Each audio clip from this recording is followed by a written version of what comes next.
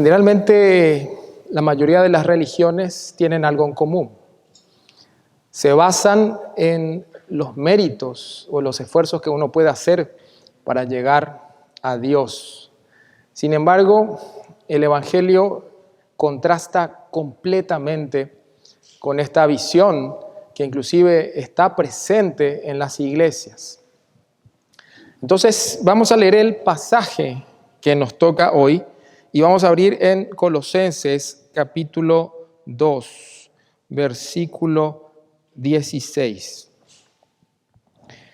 Y dice: por tanto, nadie os juzgue en comida o en bebida, o en cuanto a días de fiesta, luna nueva o días de reposo, todo lo cual es sombra de lo que ha de venir, pero el cuerpo es de Cristo. Obviamente que para entender este pasaje tenemos que darle un poco de contexto. Entonces vamos a ir un poco más atrás y vamos al versículo 5. Y leo: porque aunque estoy ausente en cuerpo, no obstante en espíritu estoy con vosotros, gozándome y mirando vuestro buen orden y la firmeza de vuestra fe en Cristo.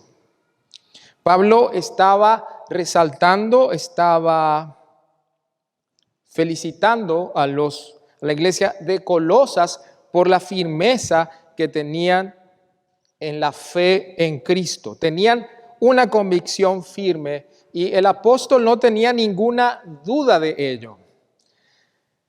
Y aquí empieza una sección intermedia que empieza con un tema que podemos leer en el versículo 6. Dice: por tanto, ya que están firmes en la fe, por tanto, de la manera que habéis recibido al Señor Jesucristo, andad en Él, arraigados y sobreedificados en Él, confirmados en la fe, así como habéis sido enseñados, abundando en acciones de gracias. Entonces, ya que están firmes en la fe, por tanto, andad en Él. ¿Cuál es el tema aquí? Que las creencias que no tienen un impacto sobre nuestra conducta son inútiles. Esta declaración conecta el tema de la fe con la práctica. Por eso dice: por tanto, de la manera que habéis recibido al Señor Jesucristo, andad en Él. Y cuando se refiere a recibir al Señor Jesucristo, digamos que no es la manera moderna en que hoy vemos cuando una persona dice: tienes que recibir a Cristo para ir al cielo. Y entonces uno hace una declaración verbal y directamente después se va al cielo. Y no es así. Cuando se refiere a recibir, ellos recibieron todo el mensaje del Evangelio. Que ellos eran pecadores, que se debían arrepentir, que debían creer en Cristo, que Jesús en la cruz sustituyó al pecador arrepentido y luego resucitó para su justificación. Ellos creían en esa verdad histórica y ellos andaban firmes en esa verdad. Por eso dice: andad en Él. Continúan andando porque Pablo está convencido de que ellos están firmes en la fe. Luego de la declaración de este tema, sigue la primera advertencia específica sobre ser engañados por una filosofía vacía y engañosa. Y vamos a ver. Les dice: bueno, ustedes creyeron, ahora pasen o continúen practicando, andando en la fe, de la fe a la práctica. Y hace esta advertencia: mirad que nadie os engañe por medio de filosofías y huecas sutilezas según las tradiciones de los hombres, conforme a los rudimentos del mundo y no según Cristo. Y aquí no está despreciando la filosofía en general, sino se refiere a un conjunto de enseñanzas que estaban amenazando con desalentar a la iglesia de Colosas en cuanto a su fe en Cristo. Y Pablo habla de una filosofía corrupta, una filosofía de la cual él trataba de advertirles. La iglesia de Galacia había caído en el legalismo de los judaizantes y empezaron a practicar otra vez los ritos del judaísmo, pensando que eso, digamos, completaba lo que faltaba para su salvación.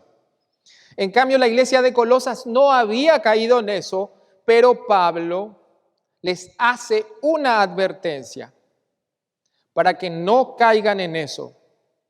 Y hace un contraste entre la filosofía del mundo, que es engañosa, la cual se opone al evangelio que ellos habían creído. Y vemos en el capítulo 1, versículo 5, esa diferencia. ¿Cómo se refiere al evangelio? En el versículo 4 dice Pablo: habiendo oído de vuestra fe en Cristo Jesús y del amor que tenéis a todos los santos, a causa de la esperanza que os está guardada en los cielos, de la cual ya habéis oído por la palabra verdadera del evangelio. El contraste con la filosofía engañosa. Todo lo que se opone al evangelio, a la verdad del evangelio, todo lo que adultera el evangelio, se introduce en las iglesias y altera la conducta, la fe y la piedad de los creyentes, distrayendo a la iglesia de su devoción y la centralidad de Jesucristo. También dice que estas filosofías siguen tradiciones humanas.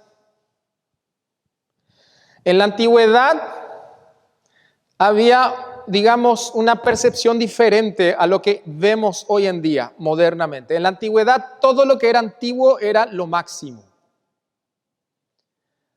Tenía la reputación de ser algo sabio. Todo lo que era antiguo era más sabio. En este tiempo es totalmente diferente. Todo lo que es antiguo está pasado de moda y lo que busca la gente es la novedad. Es por eso que incluso el cristianismo hoy en día es atacado como anticuado, retrógrada, de la prehistoria. Y todas las instituciones y los valores morales más excelsos en esta sociedad hoy en día son menoscabados por la novedad del libertinaje y de la centralidad del hombre en todas las cosas. Hay un filósofo que decía: el hombre es la medida de todas las cosas. Digamos, eso ha invadido hoy en día las iglesias. El hombre es la medida de todas las cosas. Es por eso que la gente se olvida de sus responsabilidades como creyente.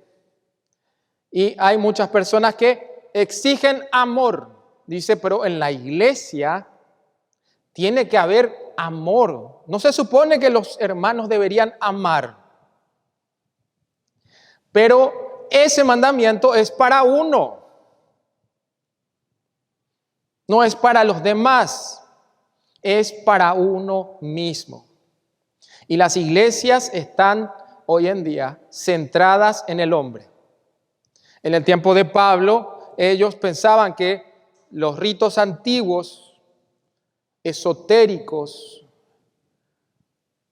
las tradiciones humanas eran un ejemplo de sabiduría que debían seguir.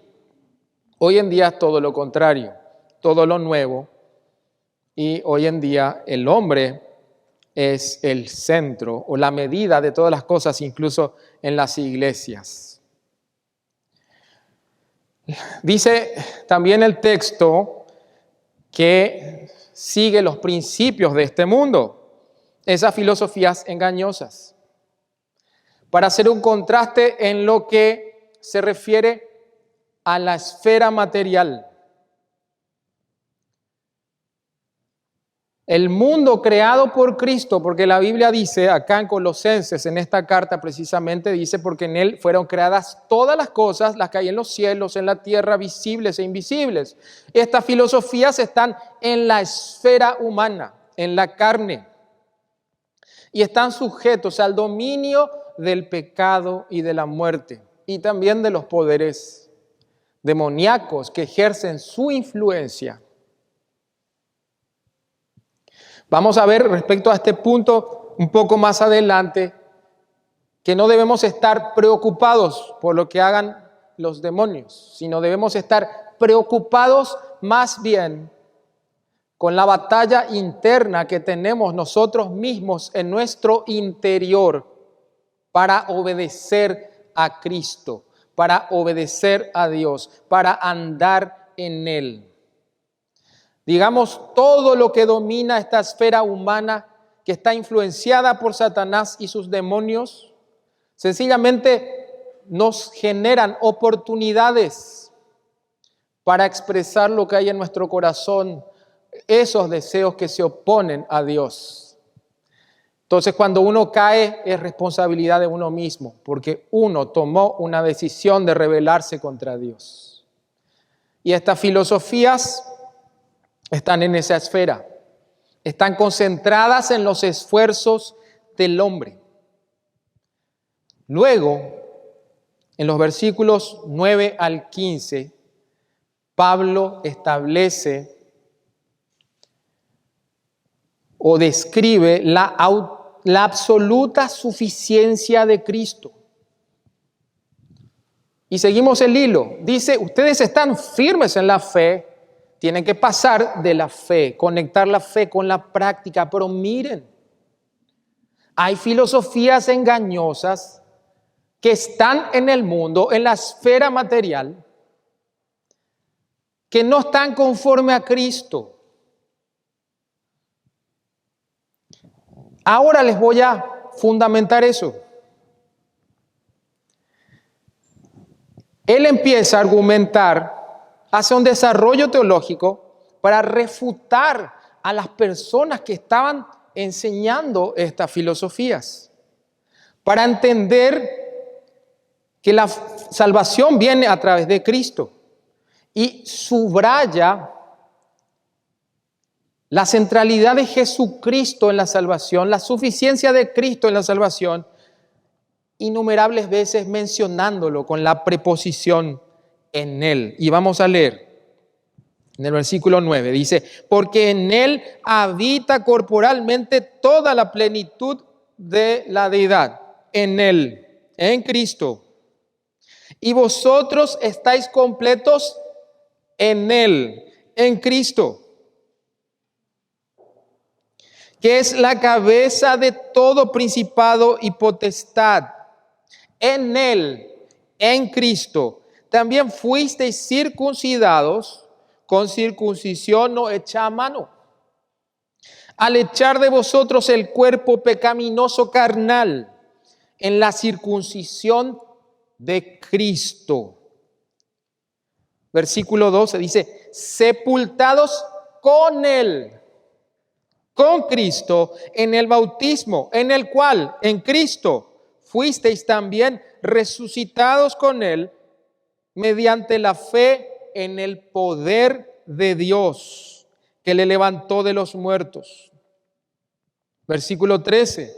Y vosotros estando muertos en pecados y en la incircuncisión de vuestra carne, os dio vida juntamente con Él, con Cristo. Dios les dio vida con Cristo, perdonándoos. Hay unos gerundios acá, en español se llaman gerundios, perdonándoos. Les dio vida perdonándoos todos los pecados, anulando el acta de los decretos que había contra nosotros, que nos era contraria, quitándola de en medio y clavándola en la cruz, despojando A los principados y a las potestades los exhibió públicamente, triunfando sobre ellos en la cruz, perdonándoos, anulando, despojando. Todo eso hizo Cristo. Y lo que está diciendo es, ustedes están completos en Cristo. Ustedes están completos en Cristo. Él es Dios. En Él habita corporalmente la plenitud de la deidad. Él es Dios, la máxima autoridad en el universo. Anteriormente, en esta carta, se declara todo lo que es Jesucristo. En Él fueron creadas todas las cosas, las que hay en los cielos, en la tierra, visibles e invisibles. Todo fue creado por medio de Él y para Él. No existe una autoridad. El Hijo ciertamente se somete al Padre, pero Él es Dios, pero tiene autoridad sobre toda la creación. Y nosotros estamos completos en Él, que es la cabeza de todo principado y potestad, de todas las huestes espirituales, de todos los espíritus angelicales que existen en el universo, que fueron creados por Él. Él está por encima de ellos, Él es la cabeza de ellos. Él tiene autoridad sobre los demonios. También fuimos circuncidados. ¿A qué se refiere eso? Obviamente es una expresión rara para nosotros porque viene del judaísmo. ¿A qué se refiere con circuncidados? ¿De qué circuncisión está hablando? Sabemos que la circuncisión era la señal para un judío de que permanecía o de que pertenecía al pueblo de Dios. Él era parte del pueblo escogido de Dios y esa era la señal. Y también era heredero de todas las promesas y los beneficios espirituales de pertenecer al pueblo de Dios. Y acá está hablando de una circuncisión espiritual. No es la circuncisión que los judaizantes exigían a los creyentes no judíos de Colosas, sino que se refería a la pertenencia del pueblo de Dios, del pueblo del nuevo pacto. Vamos a ver en Romanos, vamos a leer Romanos 2:25 para recordar esto.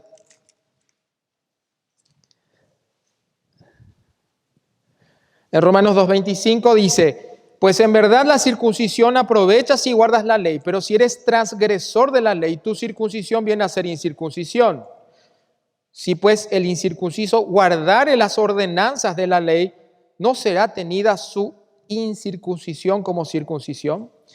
Y el que físicamente es incircunciso, pero guarda perfectamente la ley, te condenará a ti, que con la letra de la ley y con la circuncisión eres transgresor de la ley.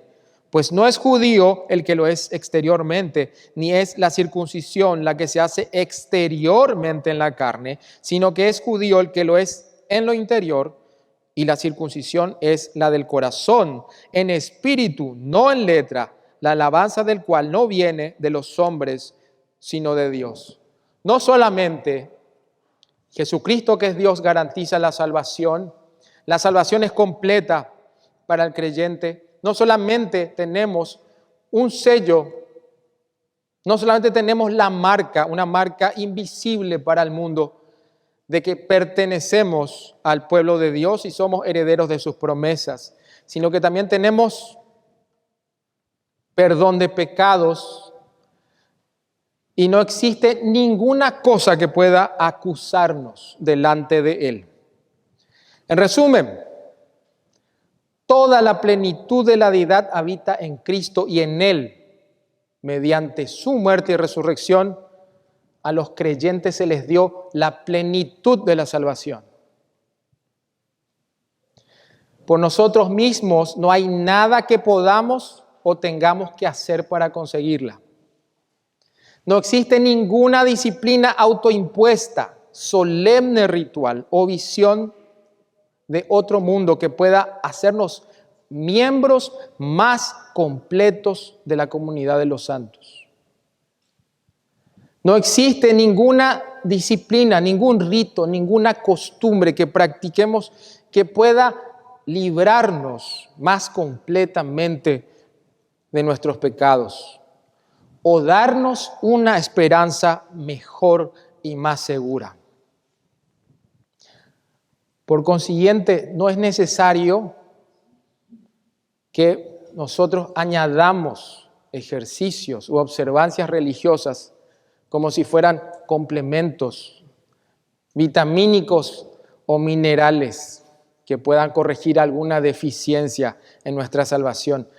Eso traiciona nuestra unión con Cristo cuando le damos énfasis a esos ritos. Recuerdo que una persona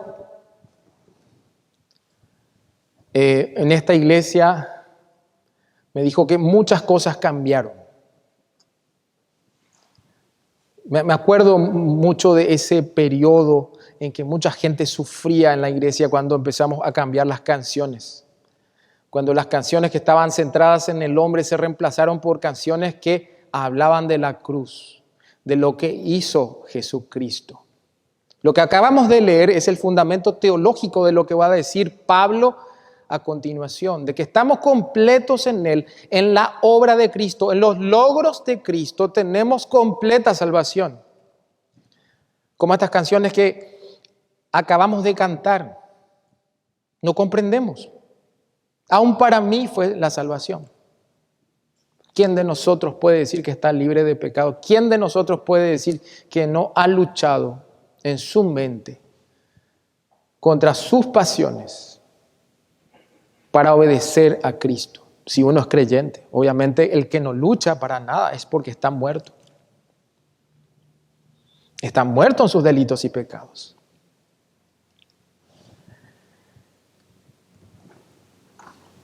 En la cruz Cristo ha triunfado sobre todo lo que se levanta contra nosotros, contra las destructivas acusaciones y amenazadores poderes y autoridades. No existen demonios que puedan acusarnos. Satanás no puede acusarnos. Nuestra salvación está completa. Nos pueden acusar,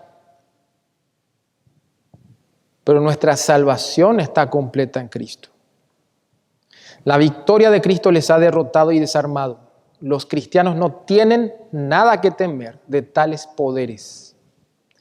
Tampoco es necesario apaciguar esos poderes. Hay personas que dudan incluso del poder de Dios pensando, como en las filosofías orientales, de que existe un equilibrio entre el bien y el mal y de que Dios es, digamos, la representación del bien y, digamos, que no existe una superioridad entre Dios y Satanás, sino que los dos se oponen y generan un equilibrio, porque son dos fuerzas de la misma categoría. Muchas personas piensan eso.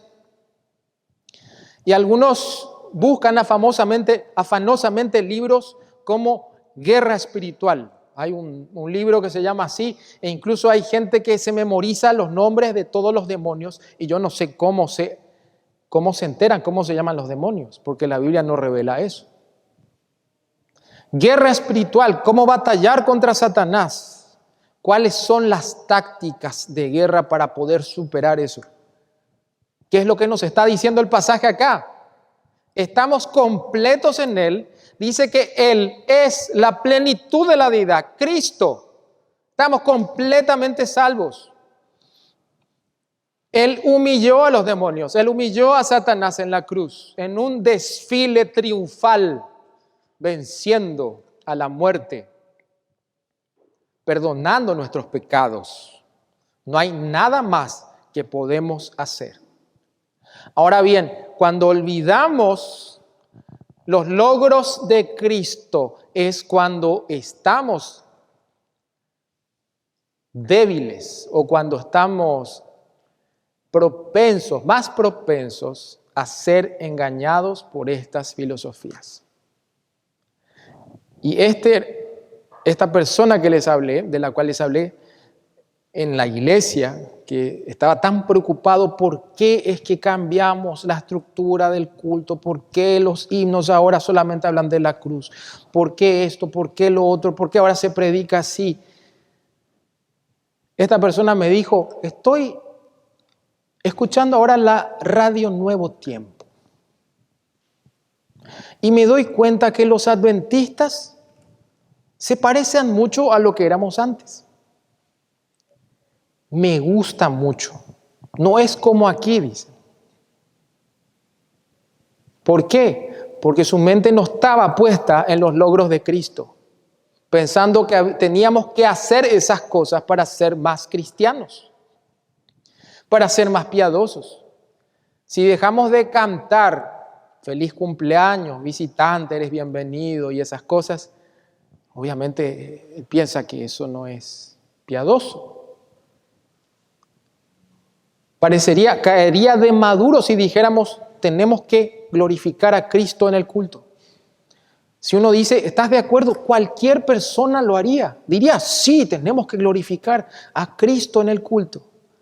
Sin embargo, en la práctica, no es lo que queremos, porque queremos centrarnos en nosotros mismos, como aquellas personas que esperan todo de los demás. Y cada mandamiento acerca del amor, del perdón, de la paciencia es para uno mismo. Nosotros debemos amar, nosotros debemos consolar, nosotros debemos ayudar. Estar centrado en uno mismo nos saca el foco. Dejamos de pensar en los logros de Cristo y ahí es cuando estamos propensos a caer en esos engaños, las filosofías engañosas, conforme a los rudimentos del mundo y no según Cristo. Y las iglesias hoy en día están infiltradas de esa filosofía. Hoy en día en los púlpitos no se predica la Biblia, se predica psicología, se predica autoayuda. Mensajes de autoayuda, cómo sentirte mejor, cómo sentirte un campeón. Que uno tiene que creer que es lo máximo. Y Dios. Cuando Jesucristo empieza el sermón del monte, Él empieza con las bienaventuranzas. Y en el sermón del monte está hablando de cuáles son las características de los que fueron circuncidados en lo interior, de los que pertenecen a su pueblo escogido, no exteriormente, sino interiormente, a los ciudadanos de su reino. Bienaventurados los pobres de espíritu, porque de los tales es el reino de Dios, de los cielos. Bienaventurados los pobres. Ese sentido de incapacidad que tenemos, así como en el himno que acabamos de escuchar, aún para mí fue la salvación. Cuando nosotros nos vemos y somos sinceros con nosotros mismos, aún para mí fue la salvación. No podemos decir, yo me merezco la salvación. Bienaventurados los pobres de espíritu. Las filosofías engañosas nos hacen sentir superiores, cuando en realidad debemos ser pobres de espíritu, si es que somos ciudadanos del reino. Muchos se inclinan al misticismo, alegando recibir visiones y revelaciones. Algunos son apóstoles.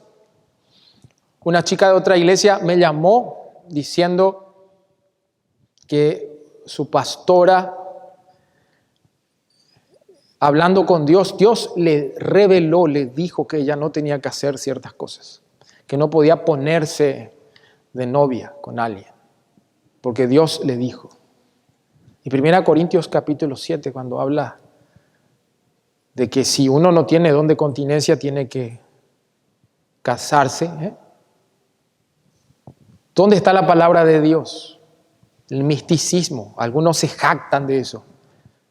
Pues la Biblia dice, bienaventurados los pobres de espíritu. Muchos optan por practicar el ascetismo, argumentando que la pobreza o la privación física son el camino a la santidad. Hay un autor muy famoso, por ejemplo, que dice que no cobra las regalías de todos sus libros, porque él piensa que es menos piadoso así. Pero la Biblia dice que el obrero es digno de su salario. ¿Sí? Y él no cobra. Y se siente más piadoso y inclusive se siente mal con aquellos autores cristianos que cobran las regalías de sus libros. Es como me comparo con este o aquel y yo soy más piadoso porque yo soy más humilde. A mí me gusta ser más pobre.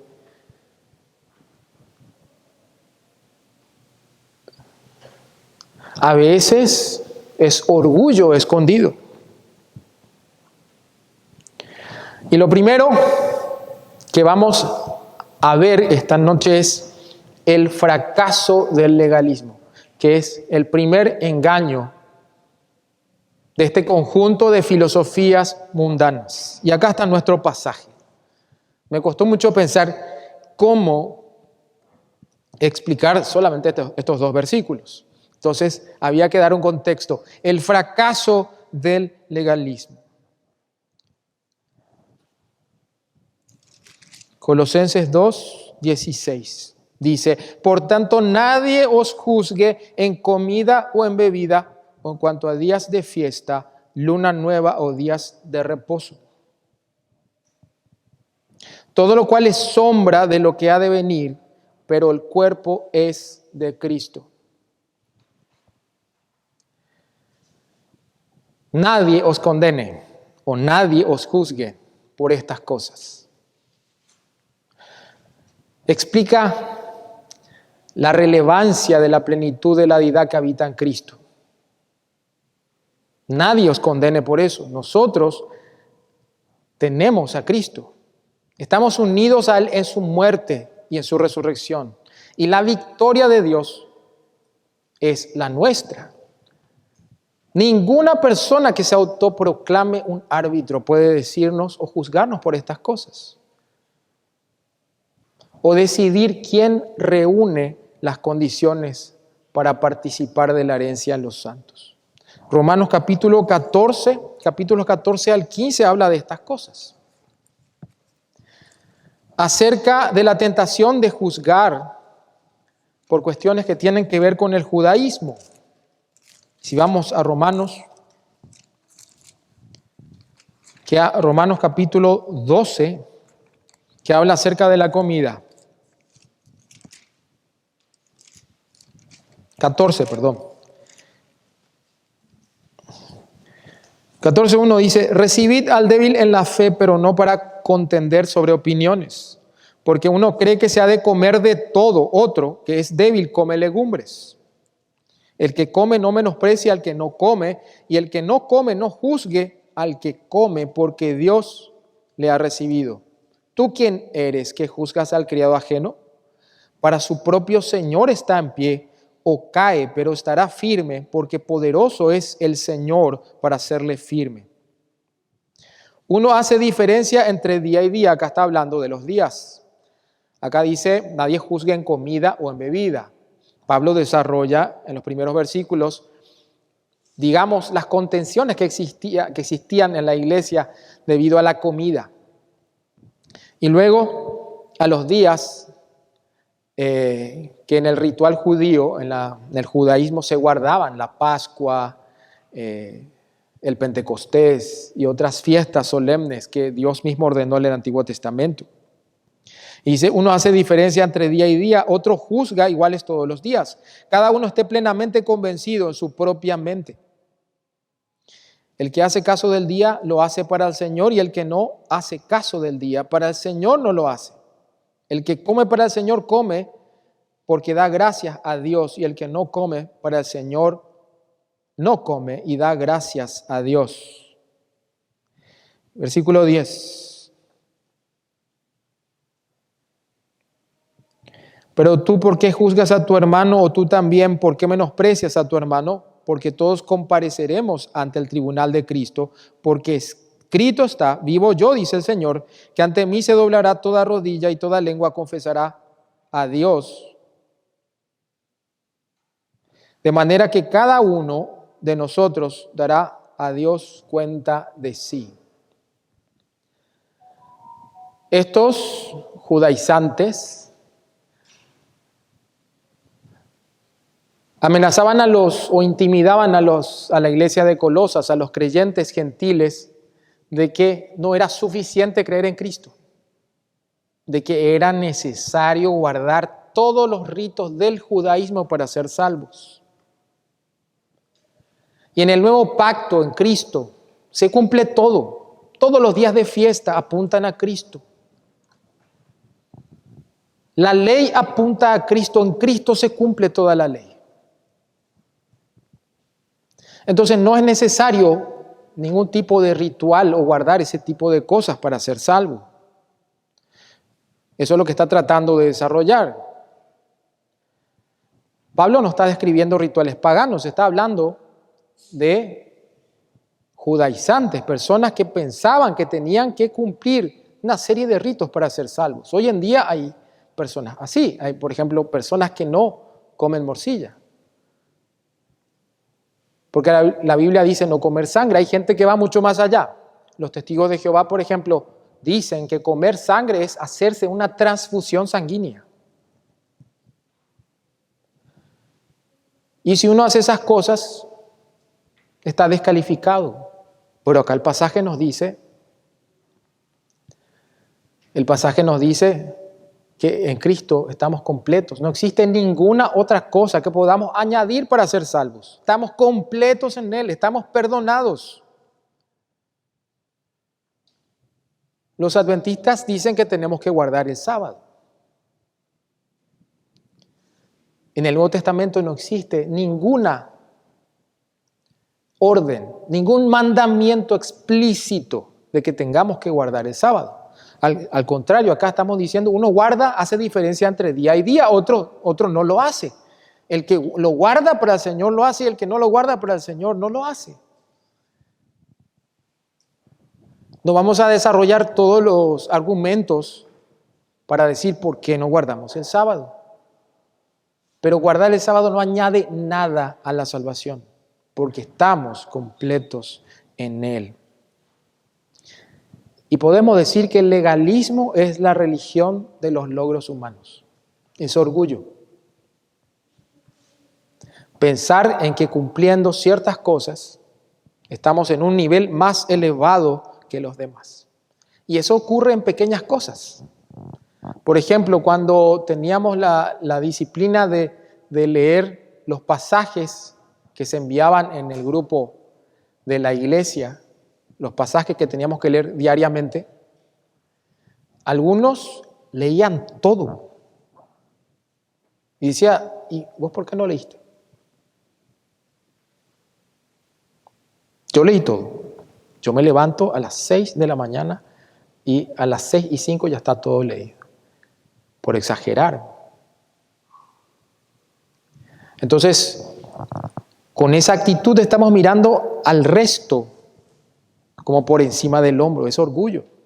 Es la religión del mérito humano. No solamente en estos aspectos, en diferentes aspectos podemos ser legalistas.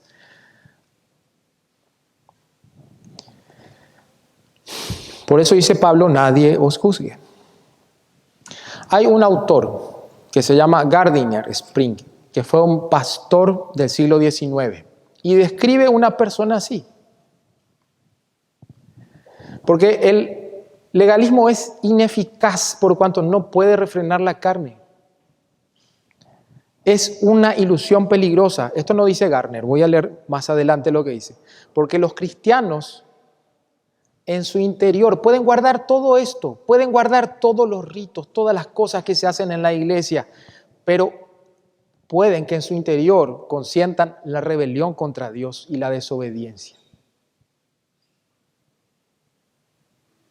En nuestro corazón podemos atesorar el pecado y el deseo de rebelarnos en contra de Dios y decir, eso que dice la Biblia, no estoy de acuerdo con eso.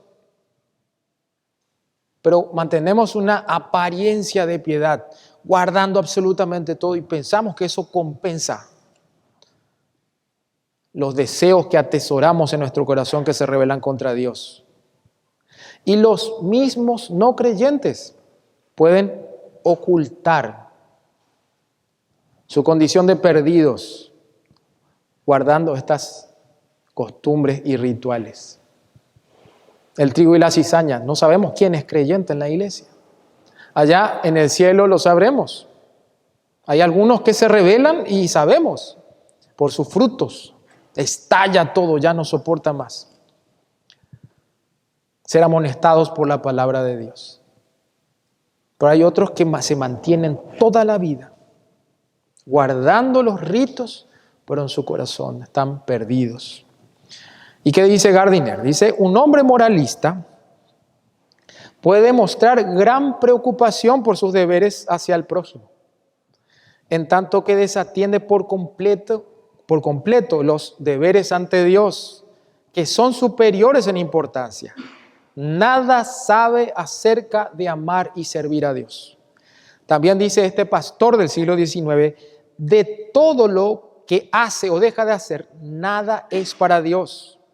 Es honrado en todos sus asuntos, excepto para con Dios. A nadie roba sino a Dios. Con nadie se muestra desagradecido e infiel sino con Dios. Y hacia ningún otro siente desdén, arguyendo reproches sino hacia Dios. En sus principios no hay cabida a una relación profunda con Dios. Y las obras que manifiesta, así como su piedad, tampoco constituyen el fruto de una relación con Él. No solo es capaz de desconfiar de las Escrituras, sino que podría pasar toda su vida sin leerlas.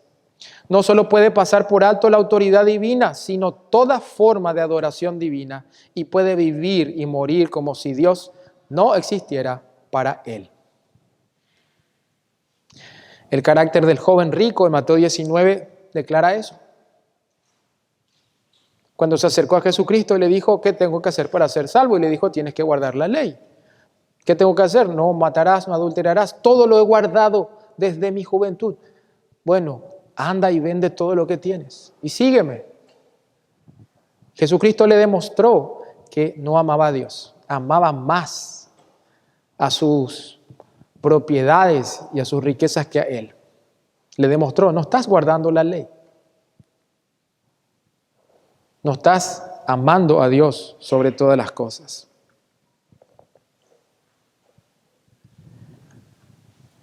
Finalmente, lo que Pablo enseña aquí es muy sencillo. La verdadera espiritualidad no consiste en observar normas externas, sino en gozar de una relación íntima con Dios y con Cristo. Vamos a orar. Padre Celestial, te damos gracias por tu palabra, porque siempre nos humilla, Señor. Debemos tener presente que no merecemos tu salvación, que los logros de Cristo en la cruz nos hace aceptos, nos perdona de todos nuestros pecados, que ninguna cosa que hagamos nos hace más piadosos, Señor. Ciertamente tenemos que obedecer, como dice tu palabra, de la manera que habéis recibido al Señor Jesucristo, decía tu siervo Pablo, andad en Él, es una orden, debemos andar, practicar, Señor, la obediencia. Pero, Señor, nuestra obediencia no nos hace ganar el cielo, sino la obediencia de Cristo, que obedeció por nosotros lo que nosotros no podíamos guardar completamente. Danos un corazón humilde, Señor, para entender que no guardando ritos, viniendo a la iglesia o manteniendo un lenguaje cristiano o teniendo amigos creyentes, no nos hace salvos, Señor, sino los méritos de Cristo. Ayúdanos, Señor, a ser sencillos, como esta canción que cantamos hoy, que decía, aún para mí fue la salvación, considerando que no merecemos tu perdón y que gracias a Cristo somos salvos, en Cristo Jesús. Amén.